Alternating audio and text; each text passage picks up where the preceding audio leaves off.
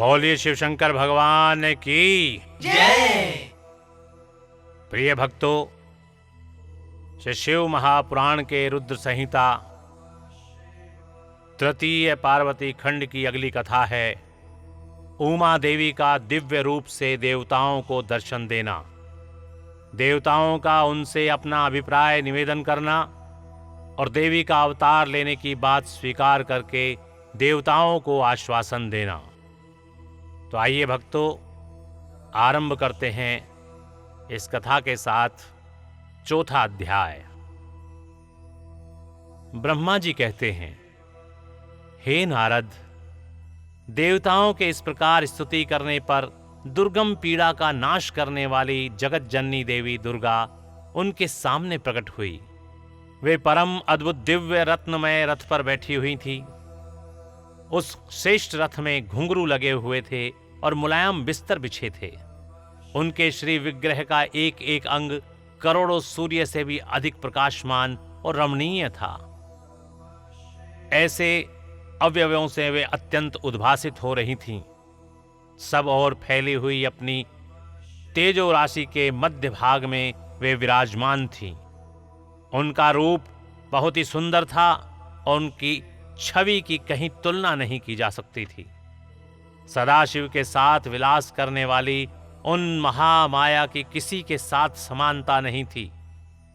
शिवलोक में निवास करने वाली वे देवी त्रिविध चिन्मय गुणों से युक्त थी। प्राकृत गुणों का अभाव होने से उन्हें निर्गुणा कहा जाता है। वे नित्य रूपा हैं। वे दुष्टों पर प्रचंड कोप करने के कारण चंडी कहलाती हैं, परंतु स्वरूप से वे शिवा कल्याणमयी हैं। सबकी संपूर्ण पीड़ाओं का नाश करने वाली तथा संपूर्ण जगत की माता हैं। वे ही प्रलय काल में महानिद्रा होकर सबको अपने अंक में सुला लेती हैं तथा वे समस्त स्वजनों भक्तों का संसार सागर से उद्धार कर देती हैं। शिवा देवी की तेजो राशि के प्रभाव से देवता उन्हें अच्छी तरह देख न सके। तब उनके दर्शन की अभिलाषा से देवताओं ने फिर उनका स्तवन किया। तदंतर दर्शन की इच्छा रखने वाले विष्णु आदि सब देवता उन जगदम्बा की कृपा पाकर वहां उनका सुस्पष्ट दर्शन कर सके। इसके बाद देवता बोले, हे अंबिके, हे महादेवी, हम सदा आपके दास हैं। आप प्रसन्नता पूर्वक हमारा निवेदन सुने। पहले आप दक्ष की पुत्री रूप से अवतीर्ण हो लोक में रुद्रदेव की वल्लभा हुई थीं। उस समय आपने ब्रह्मा जी के तथा दूसरे देवताओं के महान दुख का निवारण किया था। तदंतर पिता से अनादर पाकर अपनी की हुई प्रतिज्ञा के अनुसार आपने शरीर को त्याग दिया और स्वधाम में पधार आई। इससे भगवान हर को भी बड़ा दुख हुआ। हे महेश्वरी, आपके चले आने से देवताओं का कार्य पूरा नहीं हुआ। अतः हम देवता और मुनि व्याकुल होकर आपकी शरण में आए हैं। हे महेशानी, हे शिवे, आप देवताओं का मनोरथ पूर्ण करें, जिससे सनत कुमार का वचन सफल हो। हे देवी, आप भूतल पर अवतीर्ण हो पुनः रुद्रदेव की पत्नी होइए और यथा योग्य ऐसी लीला कीजिए जिससे देवताओं को सुख प्राप्त हो। देवी, इससे कैलाश पर्वत पर निवास करने वाले रुद्रदेव भी सुखी होंगे। आप ऐसी कृपा करें जिससे सब सुखी हों और सबका सारा दुख नष्ट हो जाए। ब्रह्मा जी कहते हैं, हे नारद, ऐसा कहकर विष्णु आदि सब देवता प्रेम में मग्न हो गए और भक्ति से विनम्र होकर चुपचाप खड़े रहे। देवताओं की यह स्तुति सुनकर शिवा देवी को भी बड़ी प्रसन्नता हुई।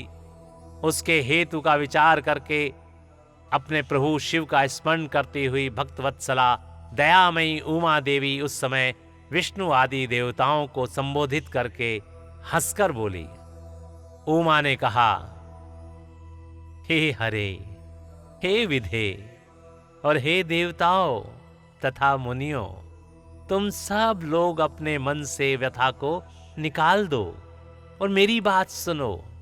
मैं तुम पर प्रसन्न हूं, इसमें संशय नहीं है। सब लोग अपने अपने स्थान को जाओ और चिरकाल तक सुखी रहो। मैं अवतार ले मेना की पुत्री होकर उन्हें सुख दूंगी और रुद्रदेव की पत्नी हो जाऊंगी।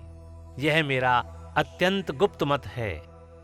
भगवान शिव की लीला अद्भुत है। वह ज्ञानियों को भी मोह में डालने वाली है।